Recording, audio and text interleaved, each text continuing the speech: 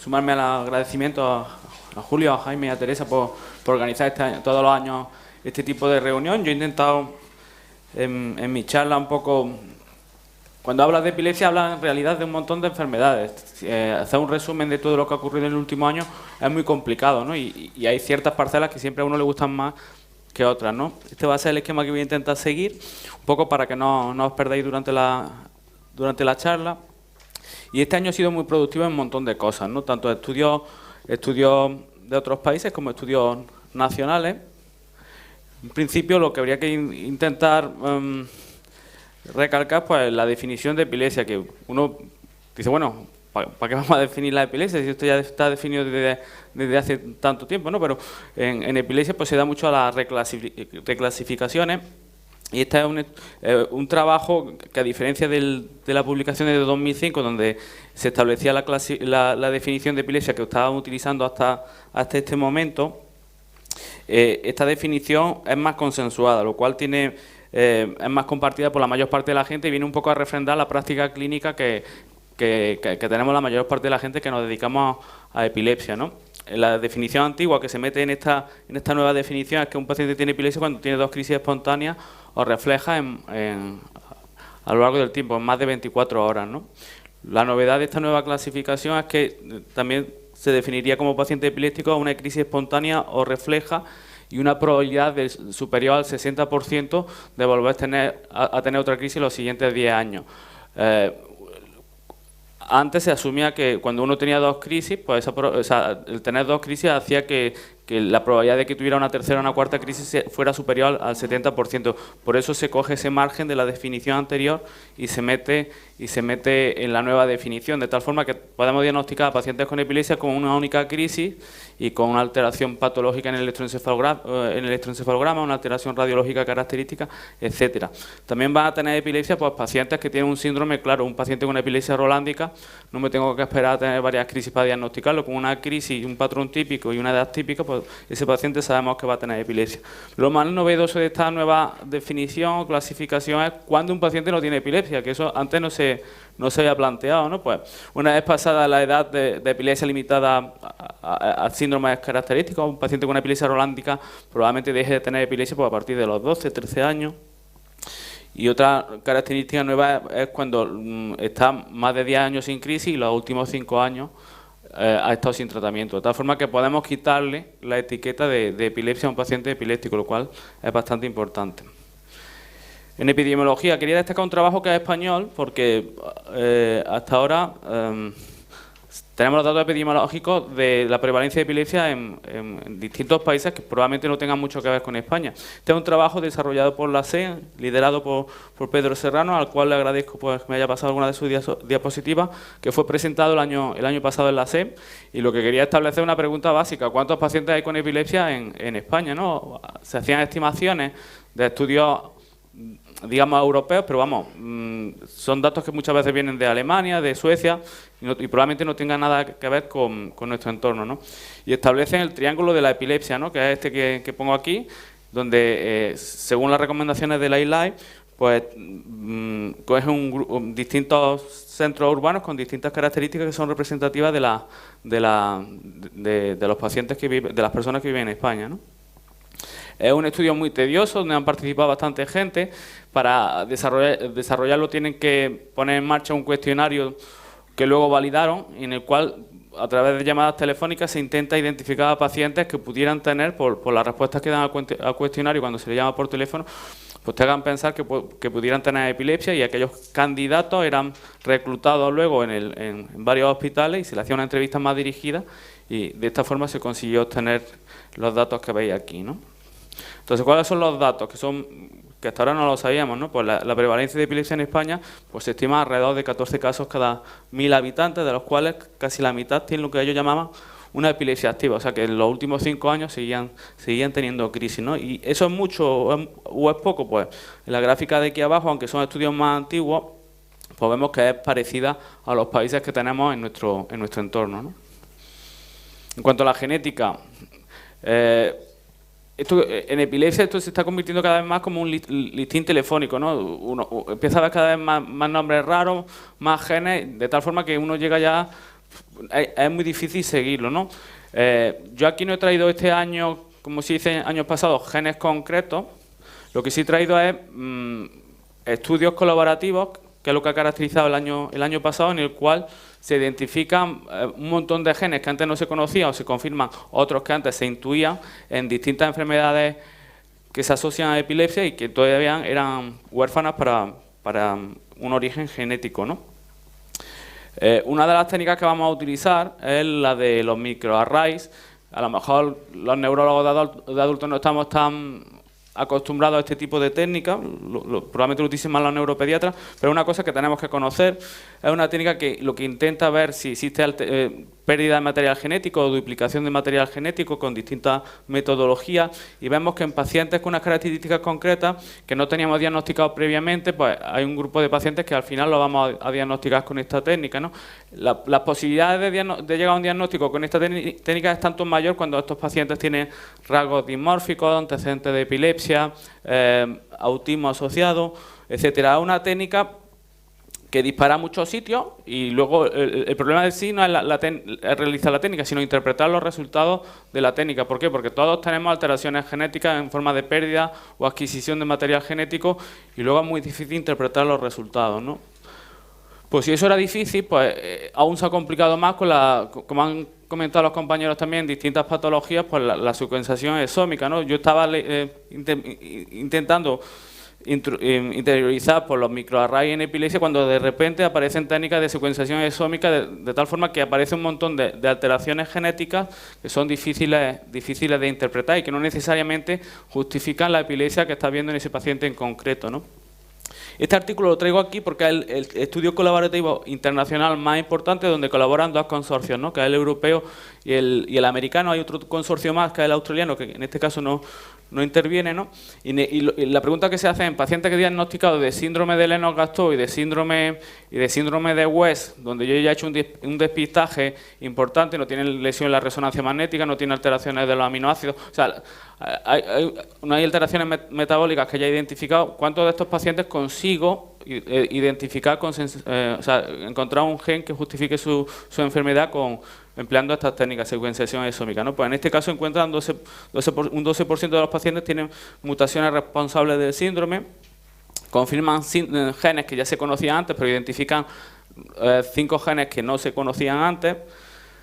Y a diferencia, por esto cambia también un poco el paradigma de la encefalopatía epiléptica. Antes se pensaban que eran canalopatías, alteraciones de los canales iónicos. Aquí en este caso el 70% de los pacientes que identifican tienen alteraciones genéticas que tienen que ver con la transmisión sináptica. Y otra cosa que hace más complicado aún la interpretación de estas pruebas es que genes que conocíamos que se asociaban a alteraciones estructurales típicas, como por ejemplo el gen de la filamina en la heterotopia nodular, pues aparece en este estudio asociado a encefalopatías que nunca hubiéramos pensado con la que podrían tener una relación, ¿no? O sea que al final va a llegar a no ser que veamos un síndrome muy concreto, vamos a partir del genotipo y vamos a ir buscando el fenotipo y no al contrario como se estaba haciendo hasta ahora, que desde el fenotipo dirijo el estudio genético, ¿no? Este estudio va un poco en colación con lo anterior. Aquí lo que se plantea es agrupa a un grupo de pacientes que tienen alteraciones, tienen encefalopatía epiléptica, pero en este caso tienen alteraciones estructurales muy llamativas, pues tienen polimicrogiria, quisencefalia, heterotopia, etcétera, y utilizan paneles de genes muy concretos, ¿no? Buscando genes que ya que eran conocidos y candidatos genéticos que pueden justificar la epilepsia en estos pacientes. Y de nuevo, ven que muchos pacientes que no diagnostican con técnicas anteriores, con secuenciación exómica, sí los voy a diagnosticar, pero en este trabajo en concreto quiero destacar que encuentran hasta un 30% de mosaicismo. ¿Eso qué quiere decir? Que cuando yo cojo la muestra y miro la alteración genética, dependiendo de la muestra que coja, si mi técnica no es exquisita, habrá muchos pacientes que no lo llega a diagnosticar porque la alteración genética no está presente en todas las células que estoy examinando. Eso es muy importante a la hora de interpretar los resultados, ¿no? Esta diapositiva aquí no se me ha colado aquí dentro del apartado de genética por casualidad, la he querido poner porque me parece que es muy relevante. Generalmente presentamos trabajos positivos, o sea, que dan un resultado positivo, pero pocas veces presentamos trabajos negativos.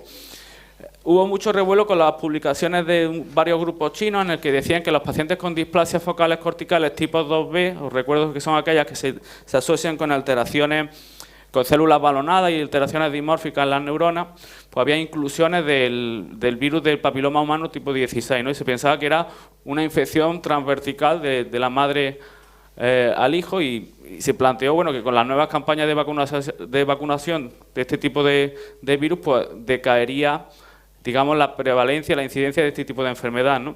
Hubo mucho revuelo con esto y por eso traigo a colación este trabajo que viene a decir que lo que encontraron los chinos pues no se ha encontrado en otros trabajos, ¿no? O sea, que todavía es muy controvertido que las displasias focales corticales tipo 2B tengan un origen, digamos, infeccioso y más bien genético, como voy a mostrar a continuación, ¿no? Este término que veis aquí, metorpatías, no lo buscáis en PubMed porque me lo he inventado conforme estaba haciendo la charla. Viene a decir que este primer trabajo yo creo que es de los más importantes de los dos que presento porque establece un nexo entre pacientes que tenían epilepsias focales con resonancia negativa, pero dentro de la misma familia encontramos pacientes que tienen resonancia positiva.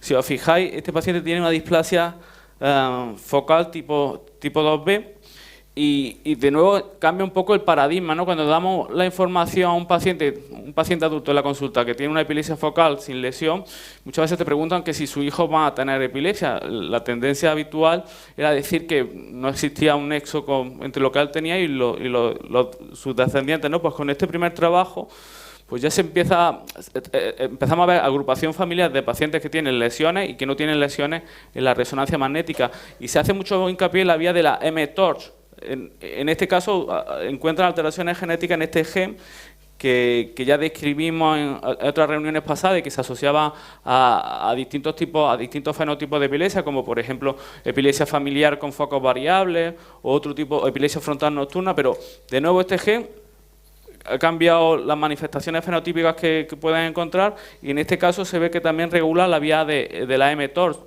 de tal forma que puede producir fenotipos nuevos que hasta entonces no se conocían como displasias focales tipo 2B. Y expandiendo este concepto apareció este trabajo y otros trabajos que no quería traer aquí porque me parece demasiado excesivo, en el cual cambian la forma de analizar esto. Lo que hacen es buscar a un grupo de pacientes que tienen megalencefalia, hemimegalencefalia y displasias corticales focales y dicen, bueno, si la vía mTORCH está involucrada en esto, vamos a buscar otros genes que tengan que ver con la vía mTOR a ver si encontramos alteraciones genéticas. Y de nuevo, aparte del gen que acabo de describir en la diapositiva anterior, encuentran un montón de genes que también tienen que ver con la regulación de la vía mTOR y que producen alteraciones estructurales de la resonancia.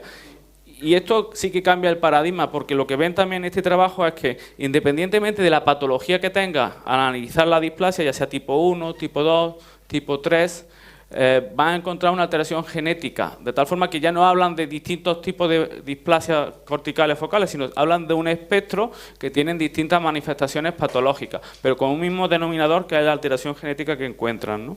Eso va a hacer que dentro de unos años cambiamos de nuevo la clasificación. Dentro de la epilepsia generalizada, unas pinceladas, ¿no?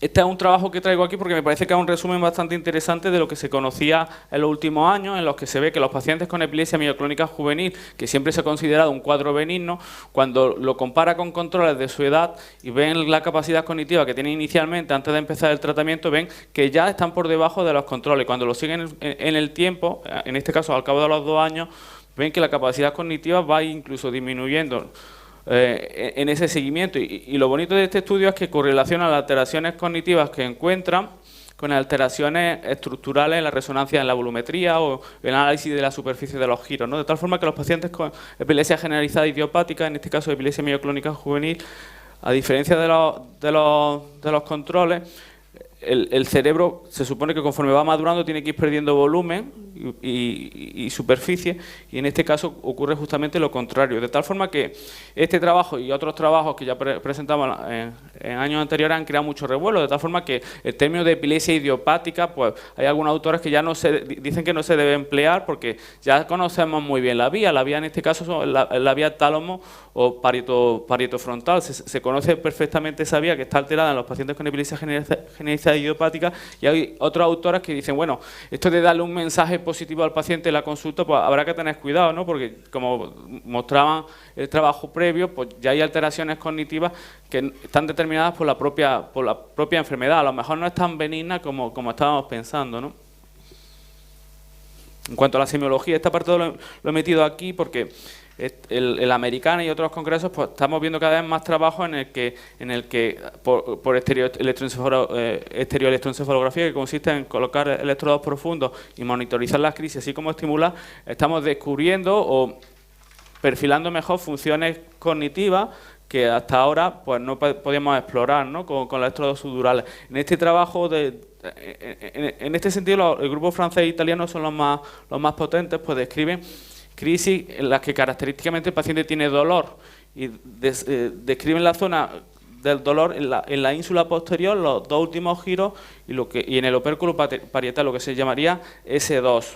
Eso tiene, desde mi punto de vista, que me dedico mucho a la cirugía, tiene mucha importancia, porque cuando ves pacientes como estos, con este gesto de dolor, pues sabes que la red, ya no hablamos tanto de focos, hablamos más bien de redes neuronales, porque nunca es un foco, interviene con la ínsula posterior. Mira mejor la resonancia, fija la cara de dolor que pone y encuentra una lesión. Eso es muy importante. Aquí tienes que ser muy detallista a la hora de analizar la semiología, ¿no? Y en este caso, las crisis dolorosas por la ínsula, el dolor no es necesariamente contralateral, puede ser ipsilateral de los labios, etcétera. Otro grupo francés, en este caso de Marsella, lo que viene también por la estereoelectroencefalografía, pues vienen a demostrar que pacientes que tienen, cuando se estimula, la ínsula son 5 giros, los 2 giros posteriores pues tienen manifestaciones de vértigo que típicamente se asociaban pues con región parietal o con región temporal superior y que también de nuevo se describe en la ínsula, ¿no? Aquí también nosotros hemos participado junto con los franceses en la vía de la risa, ¿no? La vía motora de la risa. Esto es un grupo de pacientes, tanto españoles como franceses, que son explorados en la región frontal medial por distintos motivos, ¿no? Y vemos que de forma sistemática en ciertas localizaciones muy concretas, que son el área suplementaria anterior, la parte posterior del área motora presuplementaria, cuando tú estimulas ahí, el paciente se ríe. Y esa risa es una risa motora, no necesariamente se asocia a alegría o placer, ¿no? Fijaros, no sé si se oye aquí. Este sería una paciente francesa, ¿no? Se estimula ahí y empieza a reírse. Y eso lo hemos visto eso tiene que ver con el circuito motor de la risa, ¿no? Ahí está riéndose y llega un momento en que se contagia de su propia risa y ya no, aunque no la estimule, no puede dejar de reírse. Por eso es importante, cuando un paciente se ríe durante la crisis y no tiene un amartoma hipotalámico, pues tienes que pensar que a lo mejor las crisis tienen que venir de la región frontal medial, ¿no? En cuanto al tratamiento, este apartado lo he llamado monoterapia de última generación. Son fármacos que ya disponemos, por ejemplo la glucosamida y acetato de dicarbazepina, que están aprobados aquí en Europa como terapia añadida sobre el régimen de tratamiento que el paciente está recibiendo, pero por ejemplo ya la FDA, a raíz de estos dos trabajos que presento aquí, dan la autorización para utilizarlo como monoterapia inicial. Hay que tener un poco sentido crítico a la hora de analizar estos trabajos. Son la FDA, para que aprueben la monoterapia inicial con los fármacos que van saliendo, te exigen estudios en los que ese fármaco se compara con controles históricos, ¿no? Y los controles históricos son estudios que ese fármaco o fármacos que hacen como control histórico se compararon con ese mismo fármaco a dosis inferiores. El objetivo de estos estudios, cuando metes a un paciente que sigue teniendo crisis, el objetivo primario no es ver cuánto la reducción media de las crisis, sino es si tardan menos en salir del ensayo o aguanta más el ensayo en comparación con los controles históricos. Desde el punto de vista económico, son mucho más fáciles de hacer. Y estos estudios, esta metodología no es la aprobada aquí en Europa. La EMEA lo que pide son estudios de no inferioridad, lo cual son más costosos y se puede tener la situación de que un fármaco está indicado como monoterapia en Estados Unidos, monoterapia inicial, y aquí en Europa pues todavía no ha llegado, ¿no? Al final lo que manda un poco el sentido clínico. En cuanto a Perampanel, que es un fármaco que tenemos que ha salido aprobado y del cual disponemos desde hace un año y pico en España para el tratamiento de la epilepsia focal fármaco-resistente. He destacado este trabajo de la Americana de Epilepsia, en el cual estudian este fármaco en pacientes con epilepsia generalizada idiopática. Yo no conozco ningún ensayo clínico de fármacos en pacientes con epilepsia generalizada idiopática, por eso es muy novedoso, y lo que coge un grupo muy selectivo de pacientes que no se controlan y que tienen muchas crisis generalizadas tónico-clónicas y utilizan perampanel, viendo que la respuesta, el control de las crisis generalizadas tónico-clónicas, como ya veíamos en los ensayos en pacientes con epilepsia focal, este fármaco es muy eficaz en el control de este tipo de crisis, que al final son las más severas en estos síndromes epilépticos, ¿no? Esta es una cosa también que me parece bastante interesante, porque ahora que también estoy trabajando en otro hospital, pues te lo preguntan mucho los compañeros, ¿no? Las mujeres epilépticas que toman fármacos durante la lactancia, o sea, durante el embarazo, ¿qué hacer con ellas? Y luego, sobre todo, ¿qué hacer durante la lactancia? ¿Qué haces con los fármacos? ¿Los quitas, los dejas? Bueno, pues este estudio es el último estudio de muchos otros estudios que han ido saliendo por los mismos autores, que son el grupo americano y el británico, ¿no? Son registros internacionales de pacientes embarazadas que toman fármacos antiepilépticos, y lo que analiza es el coeficiente intelectual a los 6 años. De todos los que han sacado, este es el más importante, porque el coeficiente intelectual a los 6 años pues un poco predice la capacidad intelectual que va a tener ese niño de adulto, ¿no? Y como sabíamos ya previamente, pues vemos que el fármaco que se asocia a un CI más bajo es el ácido valproico. Con todos los fármacos que se emplean hay un efecto que depende de la dosis, especialmente con el valproico. Aquí el CI del hijo depende también del CI de la madre, eso también lo sabíamos, aunque a los masculinos nos dura un poco. Y otra cosa importante, que que era un poco controvertido, que yo creo que lo hacíamos todos, pero que hay justificación científica para hacerlo, es la toma de ácido fólico, ¿no? Las pacientes embarazadas, las mujeres embarazadas que tomaron ácido fólico, incluso con fármacos antiepilépticos, pues tuvieron hijos con un coeficiente intelectual superior, ¿no? Y una cosa muy importante es la lactancia. ¿Qué hago con la lactancia de una mujer epiléptica que sigue tomando fármacos durante el embarazo? Pues este estudio lo que nos viene a decir que aquellas mujeres que siguieron tomando fármacos durante el embarazo y le dieron lactancia, el CI era superior a aquellas mujeres que dejaron de darle la lactancia. O sea, las mujeres con epilepsia tienen que mantener la lactancia de su hijo, a no ser que haya otra contraindicación. En este sentido hay un Lancet por un grupo brasileño en el que viene a decir lo mismo, ¿no? Las mujeres que dan la lactancia más tiempo pues tienen hijos con un CI más alto. Fármacos a medida. Bueno, hasta ahora estamos utilizando fármacos que salen de ensayos clínicos que siempre están hechos iguales y que muchas veces tenemos siempre los mismos resultados en cuanto a eficacia. Este paradigma hay que cambiarlo, y traigo aquí estas dos menciones que vienen a decir lo mismo, ¿no? O sea, conocemos también ya la fisiopatología de algunas epilepsias, como por ejemplo la epilepsia migratoria infantil, ¿no? En el cual hay una alteración del canal del potasio, y podemos hacer a medida fármacos que ya conocemos, por ejemplo la quinidina, que es un antipalúdico pero también un antiarrítmico que actúa sobre ese canal, y actuamos específicamente sobre ese canal. Esto que presento aquí es solo un caso clínico, pero te cambia un poco la idea de pensar a la hora de utilizar los fármacos antiepilépticos en situaciones muy concretas donde conocemos muy bien la fisiopatología. Y en este sentido traigo también esta diapositiva, porque yo creo que cambia también, a un ejemplo de cómo se está cambiando el paradigma a la hora de desarrollar fármacos antiepilépticos. Habitualmente lo que utilizamos son modelos animales, utilizamos distintos mamíferos y son modelos que llevan mucho tiempo, consumen muchos recursos, y al final tenemos unos resultados muy parecidos, ¿no?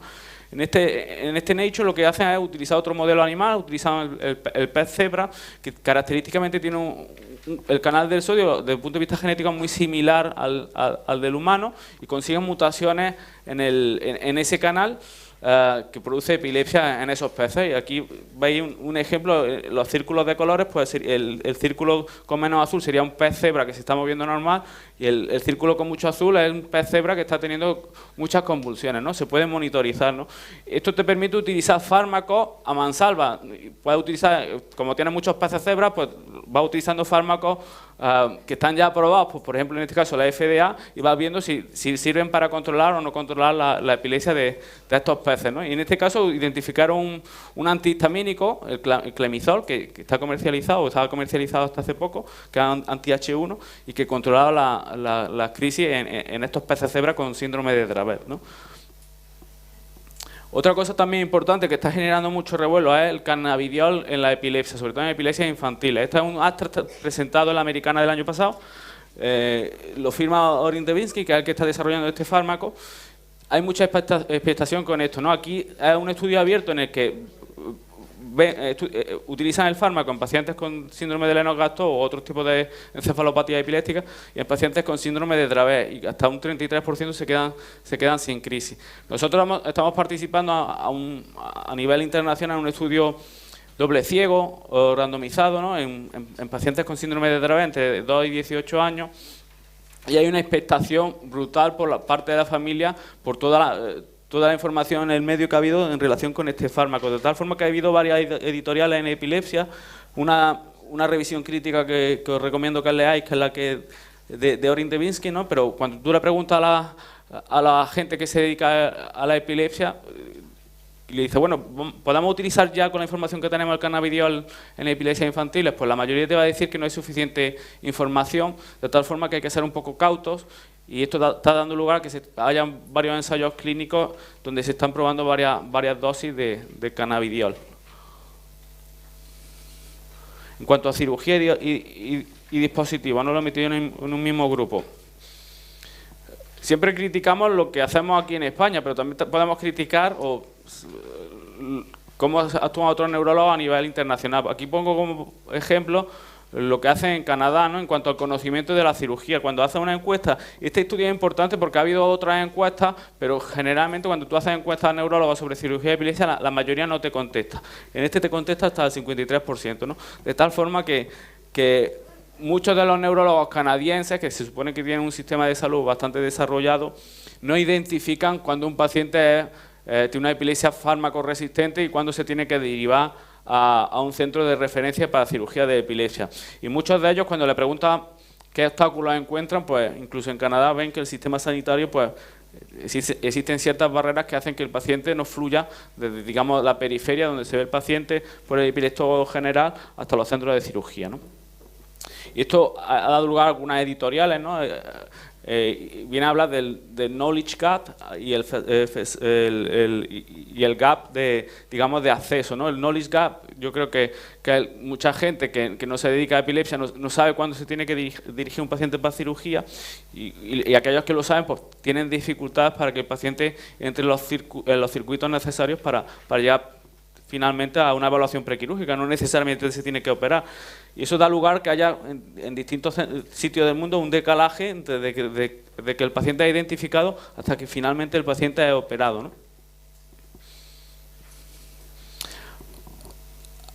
Se están desarrollando otras técnicas, como por ejemplo, esto ya lo presenté el año pasado, simplemente era un abstract, y ahora tenemos ya el artículo original, donde pacientes con esclerosis hipocampal se pueden tratar de forma directa con dispositivos de rayos láser, lo que actúan exclusivamente sobre el hipocampo sin afectar, digamos, la neocorteza, de tal forma que, sobre todo en pacientes que tienen epilepsia temporal de origen de hemisferio dominante, donde no hay un riesgo elevado de que caiga la memoria semántica, pues con este tipo de técnicas, que probablemente sean el futuro, pues ya tenemos los primeros trabajos de esto, consigamos que el paciente salga de la cirugía sin déficits semánticos que en algunas ocasiones pueden ser bastante limitantes, ¿no? En cuanto a dispositivos, el estudio Santeno es un estudio nuevo, ya tenemos los datos del año 2010, consiste en la estimulación talámica del núcleo talámico bilateral, es un dispositivo abierto. ¿Eso qué quiere decir? Pues que el dispositivo en sí, igual que el estimulador de nervio vago, no identifica la crisis del paciente. Tú pones unos parámetros de estimulación y esos son los parámetros que siempre le va a llegar al paciente independientemente de que tenga o no tenga crisis. Los resultados a largo plazo, a los 5 años, pues vemos que la respuesta y este mensaje hay que dárselo a los pacientes, igual que cuando ve a un paciente que le pone un estimulador de nervio vago, que el resultado no es inmediato, sino que hay muchos pacientes que incluso a partir del primer año van a ir mejorando en cuanto a la reducción de crisis y a la respuesta al tratamiento. En este estudio, cuando pones este tipo de dispositivos, el mensaje que le tienes que dar a los pacientes es que no es un dispositivo curativo, sino un dispositivo paliativo, que el objetivo es disminuir la frecuencia de la crisis, que probablemente no se controlen las crisis per se, ¿no? También tenemos los datos del RNS, del NeuroPace, que es un dispositivo de circuito cerrado. ¿Eso qué quiere decir?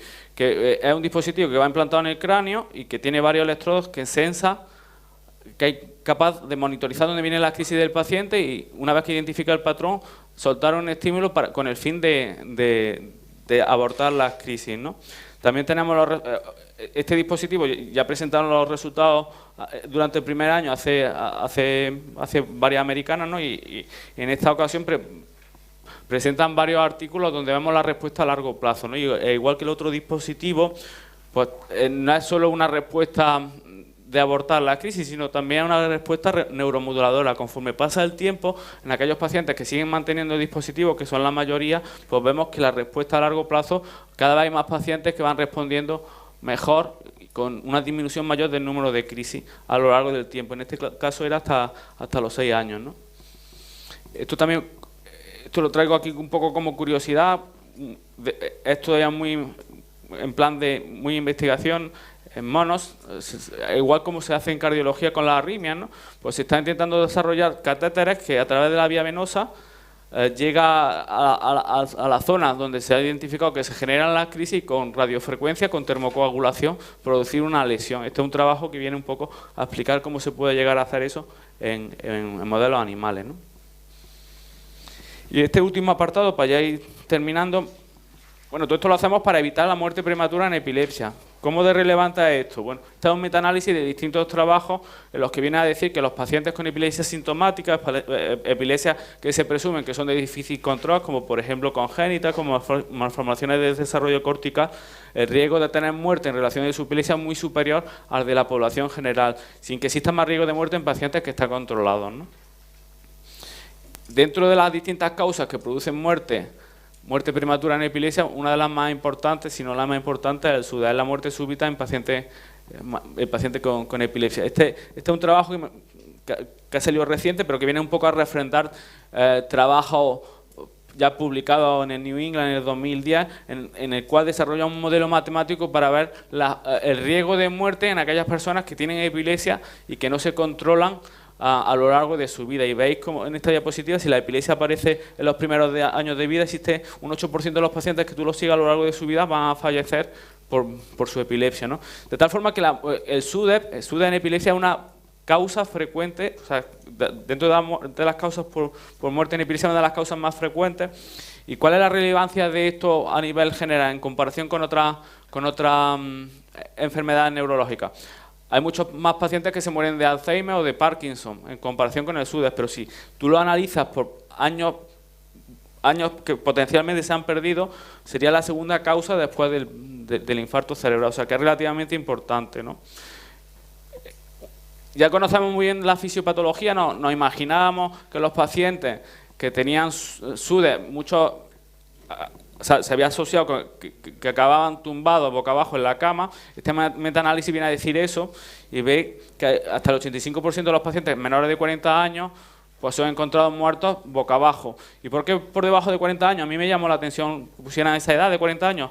Eso se debe a que por debajo de los 40 años pues generalmente no suele estar tan acompañado que por encima de los 40 años. Si estás acompañado te dan la vuelta. Es la explicación que daban ellos en este trabajo.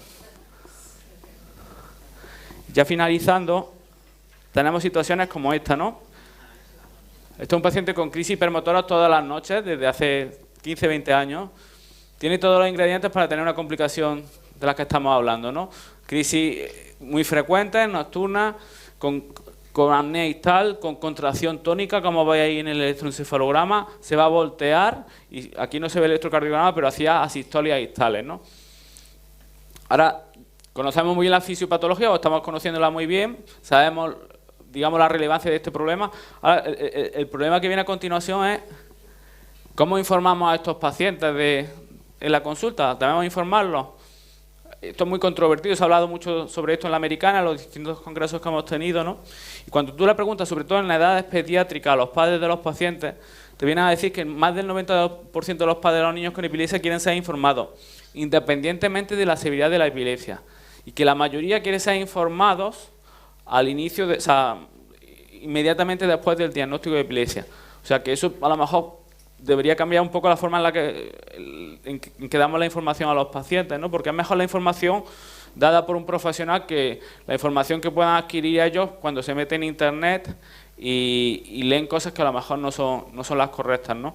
Y informar bien sobre el SUDEP pues puede prevenir en sí el SUDEP. ¿Por qué? Porque los pacientes van a tomarse mejor la medicación, a lo mejor se van a querer operar, etcétera, ¿no?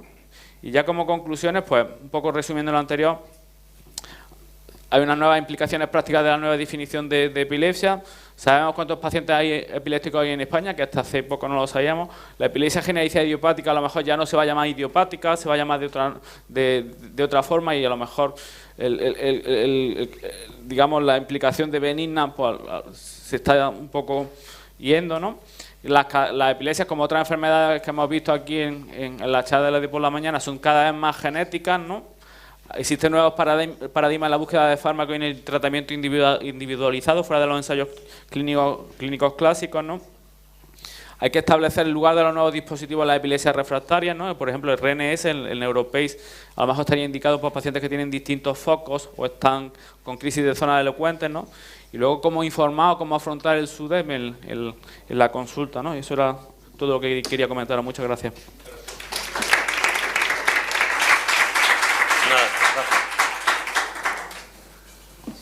Aunque es un poquito tarde, pero tenemos tiempo, porque ya lo preveíamos, no os preocupéis, que siempre tenemos tiempo para comer y lo damos un poco la vuelta. ¿Alguna pregunta para el doctor Toledano que queráis hacerle? Yo te quería preguntar una cosa que no has tocado, no sé si será una pregunta difícil de contestar en poco tiempo, pero a ver, ¿cuándo pensarías en una epilepsia de origen autoinmune? Una epilepsia de origen autoinmune. ¿Cuánto te lo plantearías? Estás en la consulta, ¿no? Ya no vamos a hablar de casos de estos. ¿Te plantearías en algún caso y qué le pedirías? Un poco creo que se subyace mucho ahora todos los días en la consulta, ¿no? Y la gente está un poco...